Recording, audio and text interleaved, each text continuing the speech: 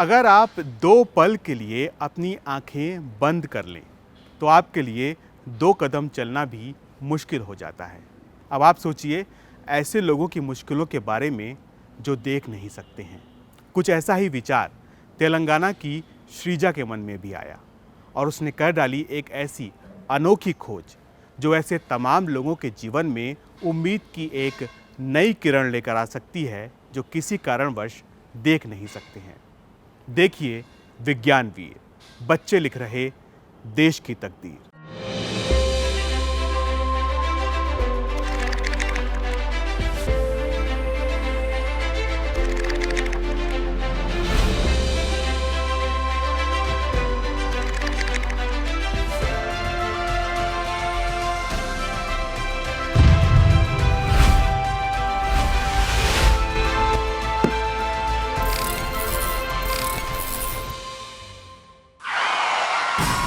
हमारे आसपास हर रोज काफी सारी घटनाएं और दुर्घटनाएं होती रहती है। इंसान अक्सर दुर्घटनाओं से बचना और उन्हें टालना चाहता है, लेकिन आंखों से लाचार लोगों के लिए इन्हें रोकना या टालना लगभग नामुमकिन होता है। उनके साथ दुर्घटना होने की संभावना काफी ज्यादा होती है।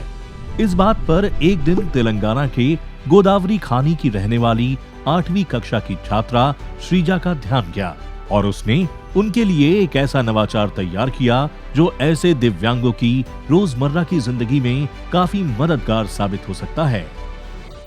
यह विचार मुझे 8वीं कक्षा की पढ़ाई के दौरान आया। मैंने सोचा कि सामान्य लोग अपनी आंखों की वजह से रोज दुर्घटनाओं से बच जाते हैं, तो दृष्टिबाधित दिव्यांगों को कितनी परेशानियों का सामना करना पड़ता होगा। मैंने सोचा कि मुझे एक नवाचार बनाना चाहिए। जब हम इस मॉडल को बना रहे थे तो हमने सोचा नहीं था कि ये इतनी सफलता प्राप्त करेगा या दृष्टिबाधित दिव्यांगों के लिए इतना मददगार होगा। दरअसल श्रीजा ने एक ऐसी टोपी बनाई है जो दृष्टिबाधित दिव्यांगों के लिए काफी मददगार साबित हो सकती है। अपने इस नवाचार को श्रीजा ने ब्लाइंड कैप का नाम दिया है। इसमें IR सेंसर के साथ ट्रांजिस्टर का भी इस्तेमाल किया गया है जो डीसी बैटरी से कनेक्ट होता है। इसके साथ एक बजर भी लगाया गया है जो सेंसर के सामने किसी वस्तु के आने पर बजने लगता है। इसमें कोडिंग भी की गई है। नवाचार अच्छा था, लेकिन एक नवाचार प्रतियोगिता के दौरान श्रीजा को एक फीडबैक मिला जिसकी वजह से उसे अपना ये मॉडल अपग्रेड करना पड़ा। मैंने सबसे पहले एक टोपी बनाई थी, लेकिन जब जिला स्तरीय विज्ञान प्रतियोगिता में दूसरे स्कूलों के शिक्षकों ने मुझसे पूछा कि यह नवाचार जमीन की चीजों का कैसे पता लगाएगा, तब मेरे मन में सवाल आया कि ऐसा क्या करना चाहिए जिससे नीचे की चीजों का पता लगाया जा सके। फिर मुझे एक आइडिया आया कि हमें एक छड़ी बनानी होगी क्योंकि वह नीचे की वस्तुओं का पता लगा सकती है। वहाँ कई प्रश्न उठाए गए जिसको ध्यान में रखकर मैंने इसे अपग्रेड किया। श्रीजा ने अपने आइडिया को नवाचार का रूप तो दे दिया, लेकिन उसमें एक अड़चन थी। इस नवाचार को अपग्रेड करने के लिए कोडिंग की जानकारी का होना जरूरी था और हमारी श्रीजा को तो कोडिंग आती ही नहीं थी। ऐसी परिस्थिति में श्रीजा की मदद की उनके भाई ने।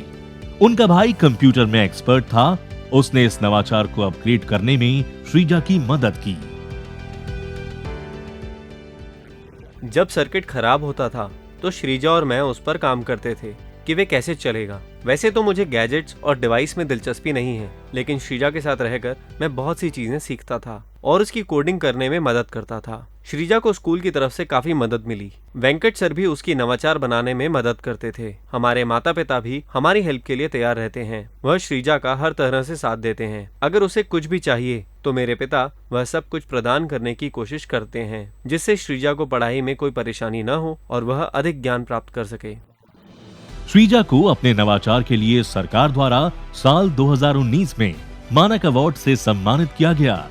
वो 118 आवर्त सारणी के तत्वों को 30 सेकंड में दोहरा सकती है।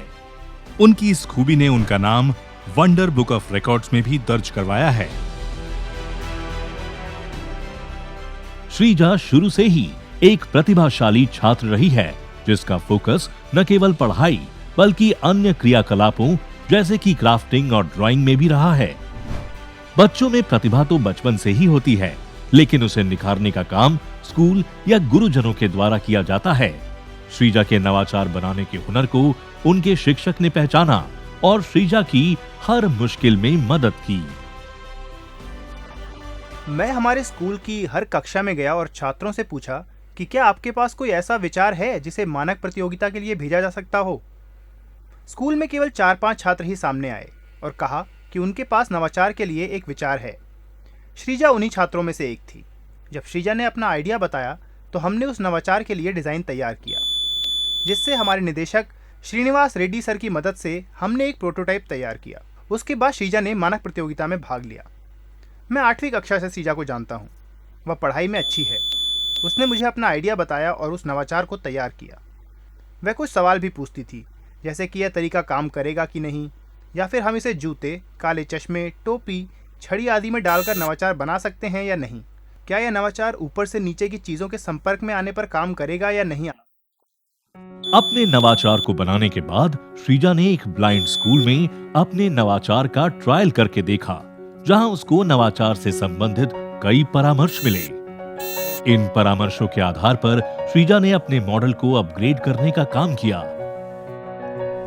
ब्लाइंड स्कूल के छात्रों ने जब नवाचार का उपयोग किया तो उन्हें हैरानी हुई, क्योंकि ऐसे नवाचार की उम्मीद उन्होंने एक बच्ची से नहीं की थी।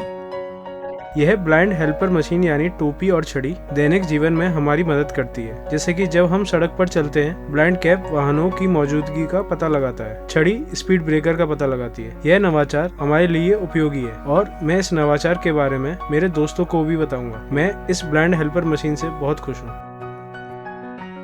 श्रीजा का जो ये प्रोजेक्ट है ये मुझे बहुत ही अच्छा लगा, क्योंकि इन्होंने खासकर कि ब्लाइंड लोगों को ध्यान में रखते हुए बनाया है।